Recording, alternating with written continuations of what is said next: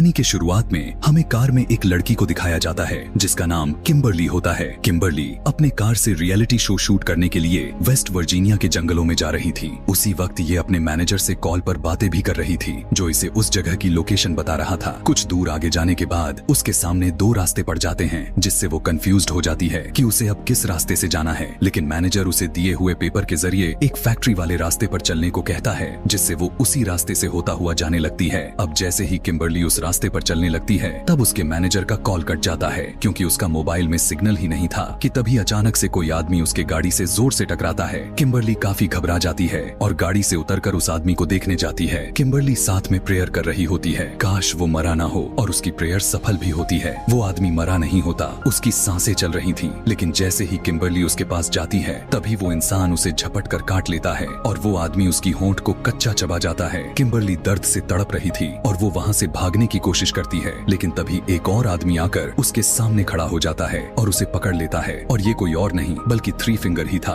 वो किम्बरली को सामने खड़ा करके उसको दो टुकड़ों में विभाजित कर देता है, जिसके बाद दोनों उसके बॉडी का एक एक पार्ट को लेकर वहाँ से जाने लगते हैं। जिसके बाद हमें रिटायर्ड कर्नल डेल मर्फी नाम के आदमी को दिखाया जाता है और यही वेस्ट वर्जीनिया के जंगलों के रियलिटी शो का होस्ट कर रहा था। उसके शो का नाम अपोकलिप्स रखा गया था। इनके टीम में 6 लोग पार्टिसिपेट किए हुए थे, जिनमें किम्बरली जो वहाँ पर जा तो रही थी लेकिन पहुंच नहीं सकी क्योंकि वो रास्ते में ही आदमखोरों का शिकार हो गई थी। यहाँ पर हम एक माइकल नाम के लड़के को देखते हैं जो इस शो को डील कर रहा था और वही इस शो का डायरेक्टर था। सभी लोग अब शूटिंग के लिए रेडी तो हो जाते हैं लेकिन किम्बरली वहाँ पर नहीं थी, जिस पर माइकल सभी लोगों से कहते हुए डिसाइड करता है कि हम सभी लोग उसके बगैर ही इस शो को शूट करेंगे। और वो इस शो को दूसरे प्रोड्यूसर मारा को कहता है कि वो 6 कंटेस्टेंट बन जाए और वो जल्दी से हाँ भी कर देती है। अब ये सभी पूरे जंगल में कैमरास फिट कर देते हैं ताकि सभी लोगों पर नजर रख सके और साथ साथ वे पार्टिसिपेंट के ऊपर भी एक कैमरा लगा देते हैं। जिसके बाद शूटिंग स्टार्ट हो जाती है। डेल लोगों को अजीबो गरीब टास्क दे देता है कि उन्हें जंगल में जाकर खाना ढूंढना है। वो उन सभी लोगों को एक एक टीम में डिवाइड कर देता है और जो इनका शो के रूल्स होते हैं वो उन्हें बता दिए जाते हैं। जिसके बाद शो को स्टार्ट कर दिया जाता है। अब यहाँ पर जो इन्होंने आरवी में कैमरा लगाया था उस फुटेज में हम नील को देखते हैं जो उस समय वो टॉयलेट कर रहा होता है कि तभी अचानक पीछे से थ्री फिंगर आता है और नील का गला काटकर उसे मौत की नींद सुला देता है। यहाँ पर हम डेल को देखते हैं जो जंगल में अपने गेम को सेटअप कर रहा होता है और जब वो अपने गाड़ी पर बैठता है तब वो देखता है कि किसी ने एक तीर से उसके गाड़ी को पंचर कर दिया था और उस पर भी कोई अपने तीर से वार करना शुरू कर देता है। लेकिन किसी तरह वो खुद को बचाता है और भागकर एक पेड़ के पीछे छुप जाता है। लेकिन तभी थ्री फिंगर अपने कुल्हाड़ी से मारने की कोशिश करता है लेकिन डेल बच जाता है और अपने चाकू को निकालकर उसकी तरफ मारता है जो सीधा जाकर उसकी सीने में लगता है। लेकिन थ्री फिंगर को इससे कोई फर्क नहीं पड़ता कि तभी अचानक पीछे से एक और आदमखोर आता है और उसे मारकर बेहोश कर देता है।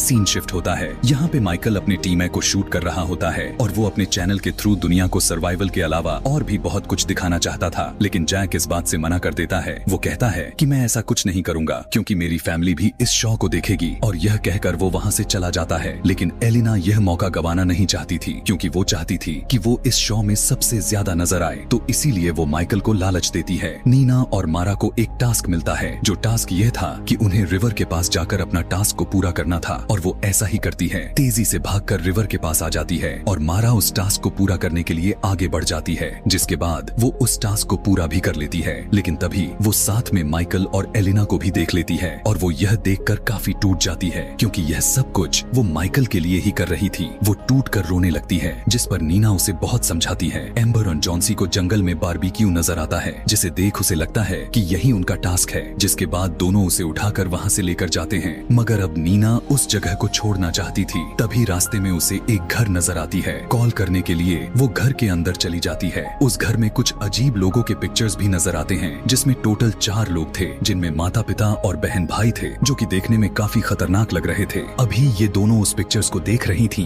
कि तभी वहाँ पर कोई चिल्लाते हुए अंदर आ जाता है और वो 2 लोगों को देखकर डर जाती हैं क्योंकि वो दोनों माँ और बेटी दिखने में काफी अजीब लग रही थी। माँ प्रेग्नेंट थी, इसलिए उसे डिलीवरी पेन हो रहा था। उसकी बेटी अपनी माँ को एक टेबल टेबल पर लेटा देती है और वहीं पर एक बच्चे को पैदा करती है। वो बच्चा दिखने में काफी अजीब लग रहा था क्योंकि उसकी माँ ने एक म्यूटेंट बच्चे को पैदा किया था। नीना और मारा उन्हें बहुत ही ध्यान से देख रही थीं कि तभी उसकी बेटी की नजर उन दोनों पर पड़ जाती है और वो उनकी तरफ जाकर झपट पड़ती है, लेकिन ये दोनों उस दरवाजे को बंद कर देती हैं। लेकिन बाहर से उसकी माँ की बेटी दरवाजे को तोड़ रही थी और सारे विंडो भी बंद होती है। वो काफी डर कर घबरा जाती हैं क्योंकि अब उनके पास यहाँ से बचने का कोई रास्ता भी नहीं था। उन्हें कुछ भी समझ में नहीं आ रहा था कि अब क्या करें, लेकिन मजबूरी में उन्हें उन्हीं के टॉयलेट से होता हुआ बाहर आना पड़ जाता है, जिसके बाद दोनों वहाँ से अपने जान को बचाकर तेजी से भागने लगती हैं। लेकिन उसका फादर उन्हें देख लेता है और उनका पीछा करते हुए एक कुल्हाड़ी फेंकता है जो सीधा जाकर उसके सर पर लग जाती है। नीना यह देखकर वहाँ से डरते हुए भागने लगती है। वो आदमी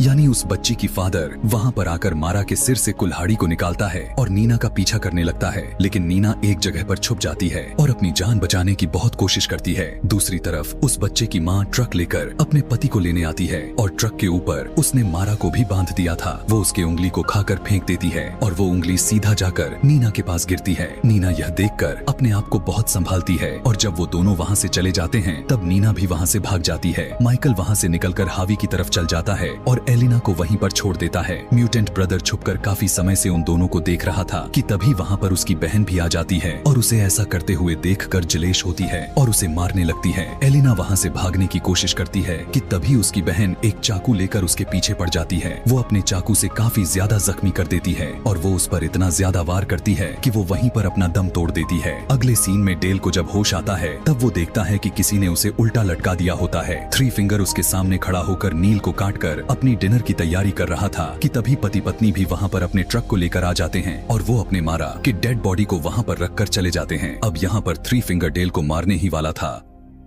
कि तभी डेल उस पर वार करके खुद को आजाद कर लेता है। डेल क्योंकि काफी ताकतवर और बहादुर सोल्जर भी था, इसलिए वो थ्री फिंगर से मुकाबला करता है और दोनों आपस में ही लड़ रहे थे। लास्ट में डेल उसकी गन को छीनकर उसे ही उड़ा देता है। यहाँ पर माइकल अपने वैन में आता है और वो अपने सभी कैमरास को चेक करने लगता है, लेकिन तभी अचानक से वैन खुद चलने लगती है। माइकल को लगता है कि शायद नील उस वैन को चला रहा है, लेकिन हम देखते हैं कि उस वैन में दोनों म्यूटेंट पति पत्नी थे जो उस वैन को चला रहे थे, जिसके बाद वो माइकल को पकड़कर उसे बहुत ही बुरी तरह से मारने लगते हैं। दूसरी सीन में जैक एम्बर और जॉन्सी बहुत ही मजे से बारबेक्यू एंजॉय कर रहे थे कि तभी वहाँ पर नीना भी आ जाती है और वो काफी डरी हुई थी, जिसके बाद वो सब कुछ उन लोगों को बता देती है और कहती है कि हमें यहाँ से जितना जल्दी हो सके निकल जाना चाहिए। जॉन्सी को लगता है कि शायद यह भी इस शो का ही एक पार्ट है, इसलिए उसे यह एक्टिंग लग रहा था कि तभी अचानक एम्बर की नजर उस बारबेक्यू पर जाती है जिसे वो काफी समय से खा रहे थे। जब वो सभी देखते हैं कि उसके ऊपर किम्बरली का टैटू बना हुआ है तो वो काफी हताश जाते हैं क्योंकि उन्हें अब पता चल चुका है कि वो सभी अभी तक किम्बरली की टांग को खा रहे थे। ये देखकर सभी वहाँ से भागने लगते हैं। वो दौड़कर अपने वैन की तरफ आते हैं, लेकिन वहाँ पर उन्हें कुछ भी नजर नहीं आता, जिसके बाद वो सभी डिसाइड करते हैं कि अगर हमें अपनी जान बचानी है तो उन्हें पेपर मिल की तरफ भागना होगा। डेल को भी वो घर मिल जाता है और उस घर में उसे मेनार्ड नाम के आदमी मिलता है। मेनार्ड मूवी के फर्स्ट पार्ट में गैस स्टेशन का मालिक होता है, जिसके बाद मेनार्ड वहाँ और इन म्यूटेंट्स के बारे में बताता है। वो उसे बताता है कि ये म्यूटेंट्स इनब्रीडिंग और पेपर मिल से निकलने वाले केमिकल वेस्ट की ही पैदावार हैं और जैसे ही उसे पता चलता है कि डेल ने उसे मार दिया है तब मेनार्ड डेल पर अटैक कर देता है और उससे कहने लगता है कि थ्री फिंगर मेरा बेटा था। डेल वहाँ पर पड़े एक डायनामाइट को उठाकर मेनार्ड के पीछे लगा देता है, जिसे एक बहुत बड़ा ब्लास्ट हो जाता है और उसकी बॉडी तहस नहस हो जाती है। इसके बाद डेल उन सभी म्यूटेंट्स से लड़ने की तैयारी करने लगता है। यहाँ पर ये चारों पेपर मिल को ढूंढ रहे थे कि तभी जंगल से उन्हें किसी के चिल्लाने की आवाजें आती हैं और वो भाई बहन थे और उन सभी को देखकर दोनों उनके पीछे पड़ जाते हैं। नीना इन तीनों को छोड़कर वहाँ से भाग जाती है।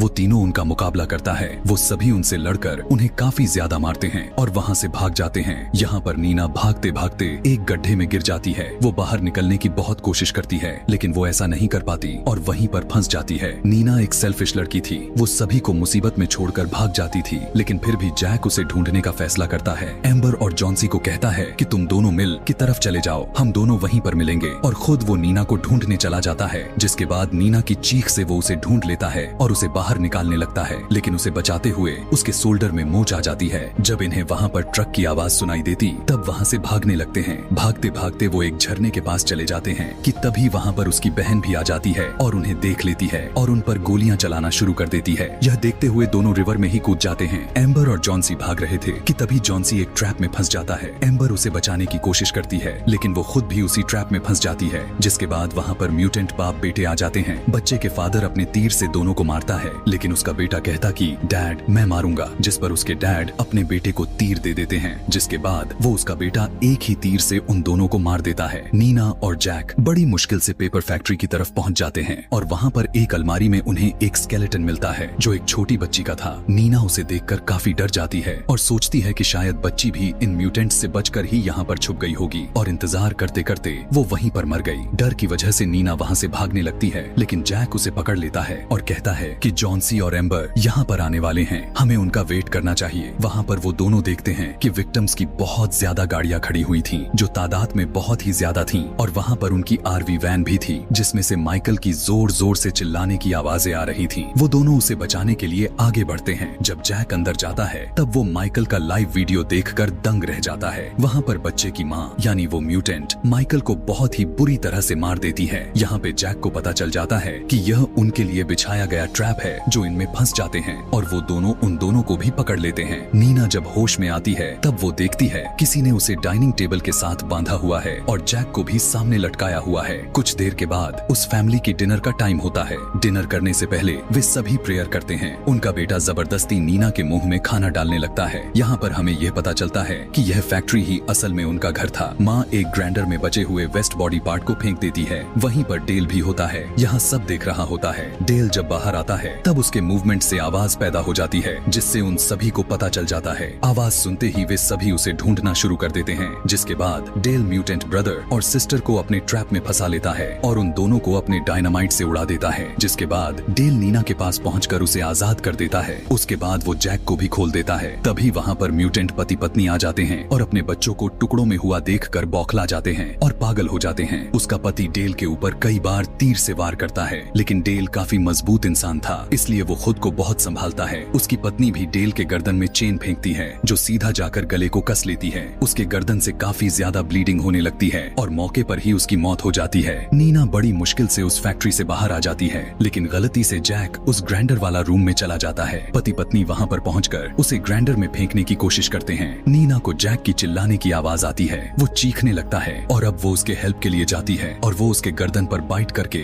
उसका मांस निकाल लेती है और जैक मारते हुए उसके पति को ग्राइंडर में धकेलने की कोशिश करता है, जिसे उसका एक हाथ कट जाता है कि तभी उसकी पत्नी वहाँ पर आकर उसे बाहर निकाल लेती है कि तभी नीना एक लिवर को खींच देती है जिससे एक बड़ी सी पेड़ की लकड़ी उनसे टकराता है और उन दोनों को ग्राइंडर में फेंक देता है, जिससे उनका बॉडी के चिथड़े हो जाते हैं। जिसके बाद नीना और जैक एक कार में बैठकर वहाँ से चले जाते हैं। लास्ट सीन में हम देखते हैं कि थ्री फिंगर अभी मरा नहीं होता, वो जिंदा था जो कि डिफॉर्म बच्चे को फीड कर रहा होता है, वो भी मारा के फिंगर से, जो दिखने में काफी अजीब लग रहा था। और इसी के साथ यह कहानी यहीं पर खत्म हो जाती है। Thanks for watching.